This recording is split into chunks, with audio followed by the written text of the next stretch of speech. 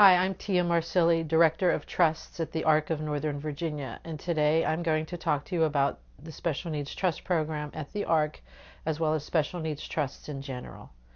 I'm not an attorney and I'm not giving any legal advice. I'm speaking to you from experience and what I've learned from attorneys with whom I work and from my life as a mother of two children with disabilities. The name of the presentation is The Role of the Special Needs Trust when Planning for the Future. So we'll be talking about who we are, what government benefits are, why plan, and special needs trusts. Some of the questions we'll answer are: how can someone leave money to an individual with disabilities without jeopardizing their government benefits? How can an individual accumulate more than $2,000 and not lose government benefits? Who will manage their money? What is a trust? And how can you guarantee that funds will be available once the parents are gone? So who is the ARC of Northern Virginia? The ARC of Northern Virginia is a nonprofit organization. It's one of over 700 chapters of ARCs in the United States, and there's a national ARC in Washington, D.C., and we all follow the same vision and mission statements. Each ARC then develops its services based on the membership's needs. Our ARC serves Northern Virginia. The Special Needs Trust serves Virginia, Maryland, and Washington, D.C. primarily. We're a one-stop shop. We provide information and referral, educational seminars, waiver management, and the Special Needs Trust program. The experts in the field are friends of ours. We collaborate largely with other groups in the area and in the other states. And if we don't have the answers on hand, then we do know the people that have them and we refer them. Now let's get started with the presentation. There are 6 things to consider when planning for the future: the letter of intent, legal authority, government benefits, estate planning, special needs trusts, and financial planning. The letter of intent is a document, a guidance document that outlines a person's needs, their financial needs, legal needs, and how you'd like the person to be treated whenever you're gone, and what situations should be put into place in order to help them. That's a major document that every parent should create, and it will be revised regularly. Government benefits are things such as supplemental security income, Medicaid, Medicaid waivers, food assistance, and energy assistance. There are 2 types of Medicaid. There's state plan Medicaid and long-term care Medicaid. Eligibility is primarily for individuals falling into particular categories such as low income, children, pregnant women, the elderly, persons with disabilities, and parents meeting specific income thresholds. Medicaid waivers fall under long-term care. The other type of government benefit that plays a very strong role with special needs trust is supplemental security income. It pays benefits based on financial need. It's meant to provide for food and shelter. Both Medicaid, Medicaid waivers, and supplemental security income are means tested. What does that mean? It means that there's eligibility criteria, and a person who is receiving these benefits should have less than $2,000 in assets or resources. For couples, it's less than $3,000. And it's income tested. Someone between 0 and 18, it's based on the parent's income and resources. Over 18, it's based on the income of the person with disabilities. Unless it's a Medicaid waiver, and then it's based on the individual themselves. And I'm telling you these things because they all play a role in the special needs trust arena. There's another type of benefit that is not means tested. It's Social Security disability insurance, and it's an earned benefit. And we have many clients who have SSDI, as it's called, and Medicare. They've earned the income towards this Social Security benefit, or their parents have, and it is not means tested. So keep that in mind as we move forward. Another part in the future planning and when thinking about special needs trust is estate planning. What are your family's financial goals, and how do you want assets distributed after you die? You need to think about your last will and testament, beneficiary designation, special needs trust, legal authority, and a letter of intent. There are three common mistakes that families make during the estate planning process. One is bequeathing assets directly to the child from a parent, grandparent, or other relative. If it's more than $2,000, you've jeopardized the individual's government benefits. The other is designating the individual as a beneficiary on life insurance policies, IRAs, and other retirement or annuities that would potentially also jeopardize the person's government benefits. The third mistake is disinheriting the individual with disabilities and leaving the money to someone else in the hope that that person will take care of the individual with disabilities using that money. It's not a safe choice because that person who has the money for the person with disabilities could potentially lose it all. It could be taken from them. Anything could happen, and the money is not the person with disabilities money anymore. So what is a special needs trust? When a special needs trust is written properly, all government benefits stay intact. A person with disabilities can, indirectly through the special needs trust, receive a portion of the estate. A special needs trust is designed to provide benefit to and protect the assets of a person with a disability and still allow the individual to be qualified for and receive government benefits. That's the most important thing to remember here. The special needs trust is an ethical vehicle that can be used to set aside money for a person with disabilities so that they can maintain their government benefits. Special needs trusts are also used by individuals receiving Social Security, disability insurance, and Medicare. When they need help managing their money, they use a special needs trust, park their money there, and then we help them with the money management.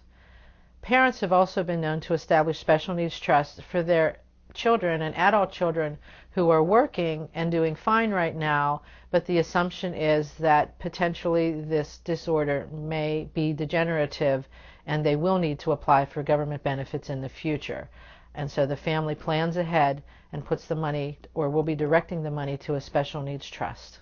So to recap, what's the purpose of a special needs trust? It's to provide a manager to administer the trust for a beneficiary who may have needs arise that cannot otherwise be met by the beneficiary's personal resources or benefits. It's also used to promote the dignity, comfort, and happiness by providing supplemental care and treatment not otherwise covered. Who is eligible for a special needs trust? Anyone with a physical, mental, or intellectual disability as defined by the Social Security Act. Social Security Administration has several definitions that are available online that you can look at. You can contact us at any time also to speak about the different disabilities, but basically you have to qualify under that definition. The elderly may also establish them. They could potentially be family-funded trust for an elderly person. And the third option is for those people receiving Medicaid or disability insurance. So what can a special needs trust pay for, and how can the funds be used? It can be used for dental care, veterinary bills, pre-need burial, education, clothing. It can basically be used for anything that supplemental security income and Medicaid doesn't cover. It's to supplement government benefits. It does not supplant them. The individual establishing the special needs trust determines how the funds will be used, and that's written into the letter of intent as a form of directions, and it's our guidance when dispersing. So there are some startling statistics. Some 62% of parents have no long-term care plan in place. And of those parents who did plan, half of them have either left the money directly to the individual with disabilities or planned improperly. In both of these scenarios, they would disqualify their children from government benefits. There are two types of special needs trusts that we'll review today. One is third-party trusts. The other is first-party trusts. The family-funded or third-party trusts can be funded or unfunded. Those are established by the parents, grandparents, aunts, uncles, anyone but the individual with disabilities. They're established during the estate planning process, either with a private attorney, or a special needs trust can be established directly with an authorized nonprofit organization like the Arc of Northern Virginia. Our attorneys have already created the documents and templates.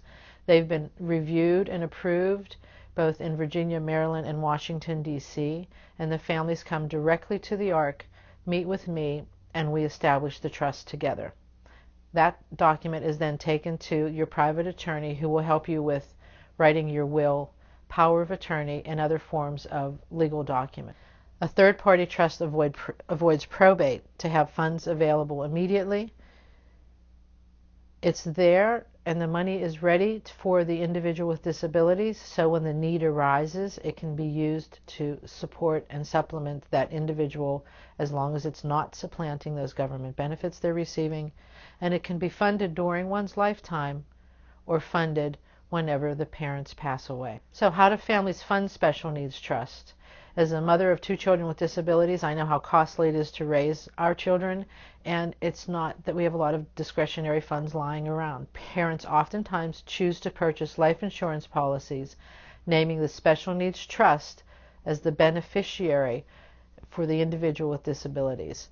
Also using savings and investments, gifts and assistance, inheritance from other family members and friends, or property. These funds are used to fund the special needs trust that's a family funded for the benefit of the individual. The money is never left directly to the person with disabilities. Third-party trusts, funded or unfunded, also is part of a pooled trust program. For example, as I mentioned, you can come straight to the ARC of Northern Virginia and we go through the documents together. We also provide consultation in advance of that. Our job is to provide you with the information so that you make an informed choice, whether you wish to have a private trust established with an attorney or a trust established with an authorized nonprofit. That's up to you, but you need to know your options and choose what's best for your family. The remainderment in a family-funded or third-party special needs trust is determined by the person establishing the trust. That means that if there are any funds left in the trust when the individual with disabilities passes away, the parents or the grantors, whomever established the trust, will determine who is to inherit that money. First party or self-funded trusts. This is the other form of special needs trusts. Self-funded trusts are established usually if there's been a structured settlement, an inheritance that's gone directly to an individual with disabilities, or a lump sum payback from Social Security. So this is scenarios that are not planned, and in these cases the individual with disabilities can come directly to the ARC of Northern Virginia and establish the special needs trust. It's an ethical move of the money. It's accepted by Social Security, and it protects their government assets while giving them money from which they can pay their bills as they occur. The difference between the third party and this first party self-funded trust is that when the beneficiary passes away, federal statute has a Medicaid payback clause in it. That means that if you establish this type of self-funded special needs trust, when the beneficiary passes away, what's left in the trust either goes back to Medicaid or left to the nonprofit organization. So there's a chart that shows the difference between the private first-party special needs trust that may be established with an attorney, or a first-party self-funded trust that is a pooled trust established with the ARC of Northern Virginia. The difference being is that who can establish it. It can maybe be established by a parent or guardian if it's a private trust, but whenever an individual with disabilities wishes to establish that trust, they must go to a nonprofit organization to do that, that's authorized to manage it. It's funded by the individual in both cases. It's for the sole benefit of the individual. Either with a self-funded, it's established by a private attorney or a financial institution, or as I mentioned, if you come to the ARC of Northern Virginia, we have a master agreement, a joinder agreement, and the individual with disabilities establishes it directly with us. The ARC trust and remainders. So there are 2 types of trusts: third-party or family-funded trusts, first-party or self-funded trusts. I'm going to review the difference between the remainderment beneficiaries. This is important to do because people often confuse this. When there's a family-funded trust, whoever established the trust determines what is to happen to the remainder left in the trust when the individual with disabilities passes away. So they determine who inherits. With the self-funded or first-party trust, there's something called a Medicaid payback. So if you've established the trust through a private attorney, there's an automatic Medicaid payback. If you've established the first-party or self-funded trust through an authorized nonprofit, the nonprofit gives you the option of either paying back Medicaid or leaving the remainder to the organization to help continue running the program and for the benefit of other people in the trust program. So we keep that in mind as we move forward in this process. So what exactly is a pooled special needs trust? And pooled is also something that confuses people, hence this slide. There's federal statute that defines the pooled special needs trust. You can read all about it if you'd like. A trust is established with and managed by an authorized nonprofit when it's pooled. Each person has their own tax ID number, sub-account number, and their separate account reporting and tax reporting. So that means that if you have $5,000, $50,000, or $100,000 in the trust at the beginning of the day, the money is invested by the trustee and the returns go back into each individual account based on whether you started with $10,000, $50,000, or $100,000. The funds are pooled together for investment and fee purposes. Why a pooled special needs trust? It's managed by an authorized nonprofit organization. The Arc of Northern Virginia's trust is unique in that we were a nonprofit advocating for the civil rights of people with disabilities long before we chose to manage a special needs trust program. So we have a solid basis in the area of disabilities and a strong knowledge basis. And people come to us asking us questions across the lifespan. So you have a good resource to get your questions answered. You have a professional trustee. In our situation, it is SunTrust Bank that is our trustee. They take on the fiduciary responsibility. So where the ARC is the expert in the area of disabilities, SunTrust is the expert in the area of finances. There's no minimum and no maximum. Many financial institutions have a minimum.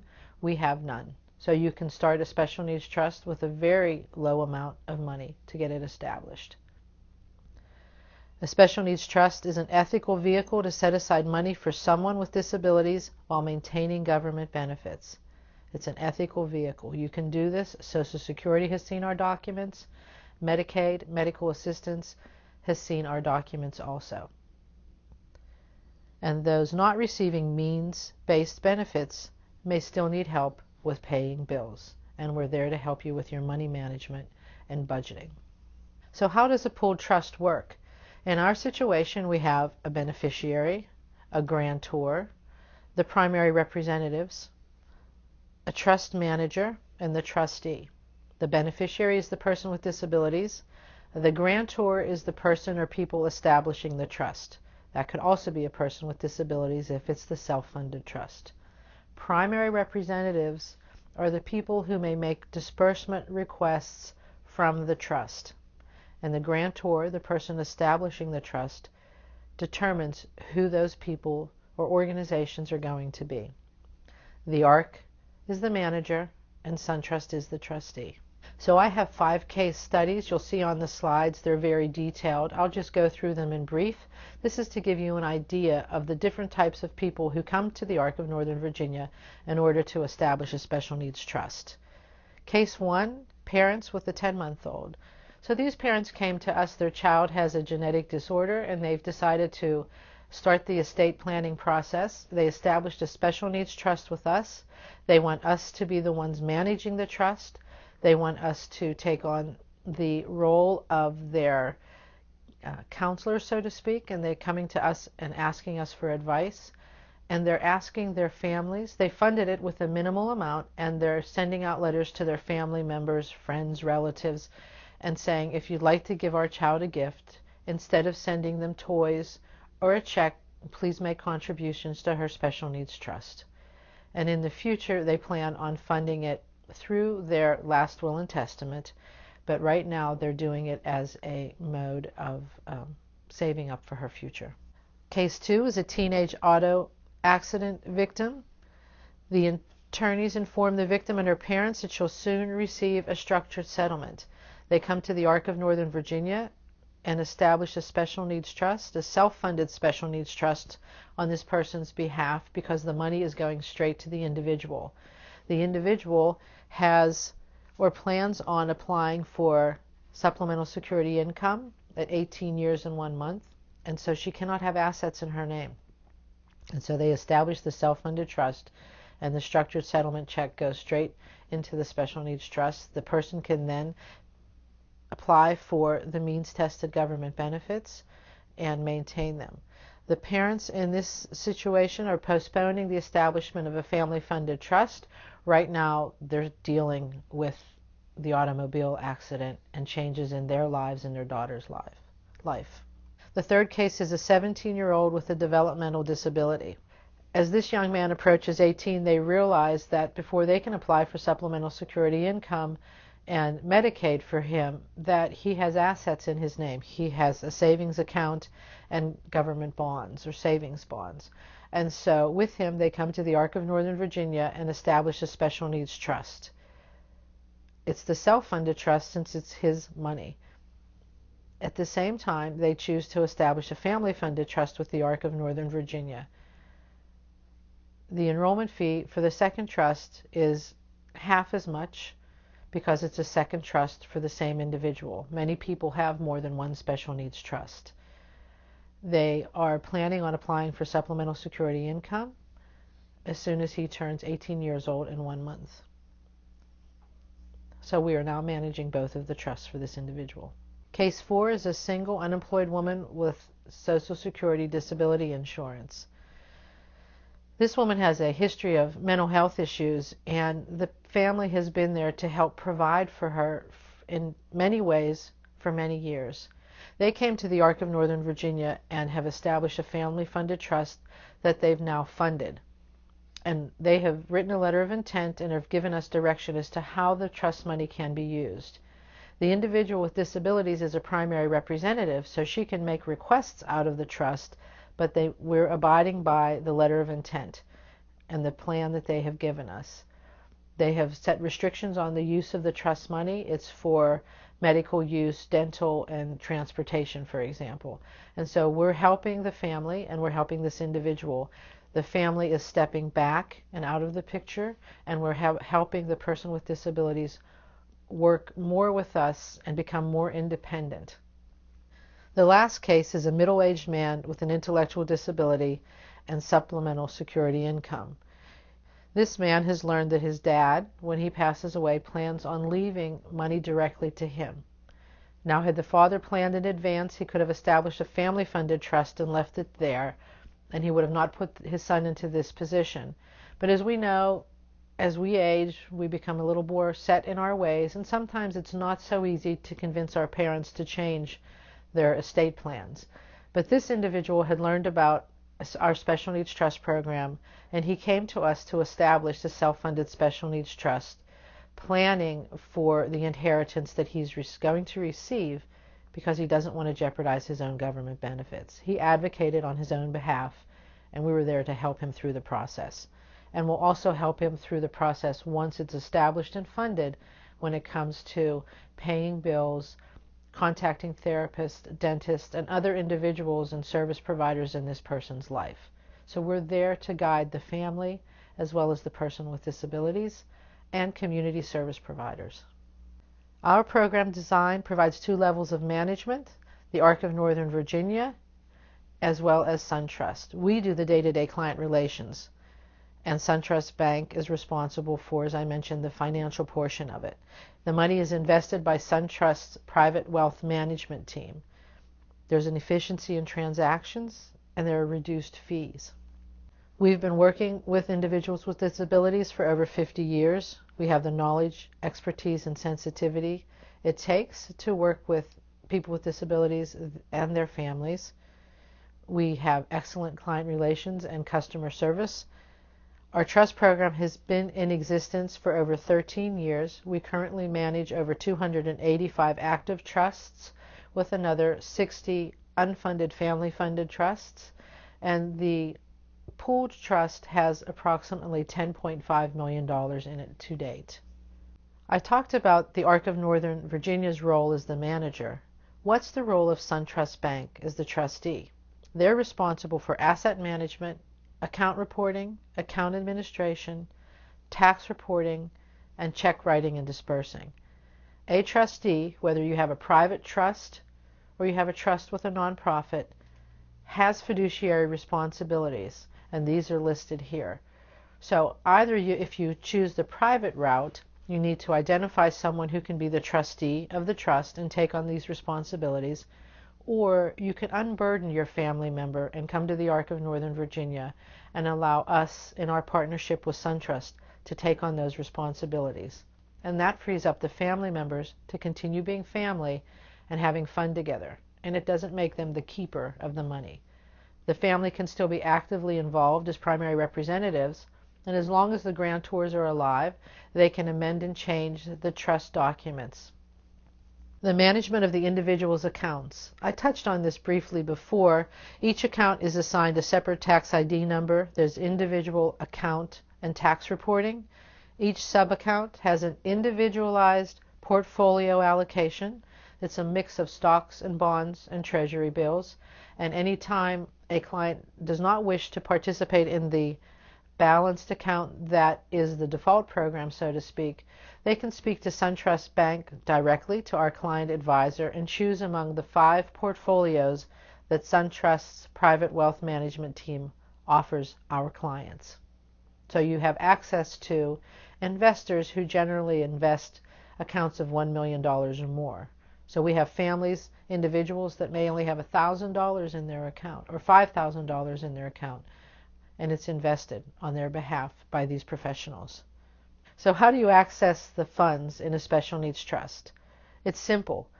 You need to fill out a disbursement request form. It must be signed by one of the primary representatives, and we always need supporting documentation.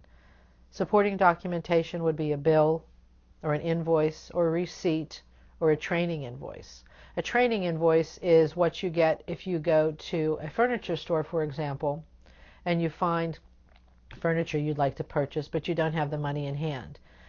An employee there can print out a training invoice. It basically is the price of the product if you were to purchase it. You submit that to the Arc of Northern Virginia. Our trust associate verifies the information on the disbursement request form and brings it to me, and I either approve or disapprove, as the Arc has sole discretion. So we're making sure that the benefits are not being jeopardized by the individual. The legitimate is request. It's aligned with the letter of intent that the family has provided. And the primary representative is indeed someone who may sign that document and submit this request to us. Once it's been processed at the ARC, the trust associate sends it to SunTrust Bank, and the check is cut and dispersed that very same day. So we can be incredibly efficient as long as the supporting documentation and the disbursement request form are correct. This slide talks about things to keep in mind. Generally speaking, a special needs trust should not be paying for rent and utilities and groceries. That's when the individual has supplemental security income. If you do use the trust for that purpose, it must be reported to Social Security, and they may potentially reduce the SSI by 1/3. So it's important to keep in mind. The self-funded account holders should remember also that if they intend to use the special needs trust to pay for burial, funeral, or cremation, that should be done prior to their death. That means that you purchase pre-need irrevocable plans or irrevocable burial insurance, because once the self-funded trust closes, you cannot get anything out of it. That's a difference between the self-funded and the family-funded. The family-funded can remain open after the death of the beneficiary to cover such expenses, but the self-funded closes upon the death of the beneficiary. Another thing to keep in mind is that the trust cannot hold loans. It cannot pay cash to the beneficiary if the beneficiary is a recipient of means-tested benefits, and the trust cannot make gifts or use the funds for other individuals. The trust is for the sole benefit of the person involved. Now, if it's a family-funded trust, there's a little bit more leeway there, but for self-funded trust, it is definitely for the sole benefit of the individual. So how much does it cost? The enrollment fee is $1,050. If you establish a second trust for the individual with disabilities, or for a sibling, it's $525. For an unfunded trust, that would be a family-funded unfunded trust, there's a $65 annual renewal fee. That begins 1 year after the establishment of the trust. When the trust is funded, our current fees are 0.75% annually for management. That's drawn quarterly, so 1/4 of 0.75. And the trustee's annual trustee fee is 0.9%, drawn monthly, or 1/12 of 0.9%. And upon the death of the beneficiary, or when the trust is depleted, there's a termination fee of $250. That can be taken directly out of the trust. That's it, 1 page of fees, no more. We turn the downsides up. We have family-friendly documents. It's an easy process. We have a one-time establishment fee, low annual administrative fees spread out among the pool. Trust investments and tax returns are completed by SunTrust. It's managed by the ARC of Northern Virginia, and we provide continuity, reliability, and expertise. So what did you learn today? Background information about the ARC and some startling statistics. Means-tested benefits in brief, like SSI and Medicaid waivers. The difference between private special needs trusts and those established with a nonprofit. The importance of getting a special needs trust to protect an individual's benefits and plan for the future. You learned about the ARC of Northern Virginia's pooled special needs trust program. So now it's time to start planning. It's never too early. So the question is, should I plan ahead? So you have the choice to make. And here are 3 questions to ask yourself. Can my child be self-sufficient? Can my child manage his or her own money? And have I done everything possible to secure the continuation of the government programs? Ask yourself these 3 things.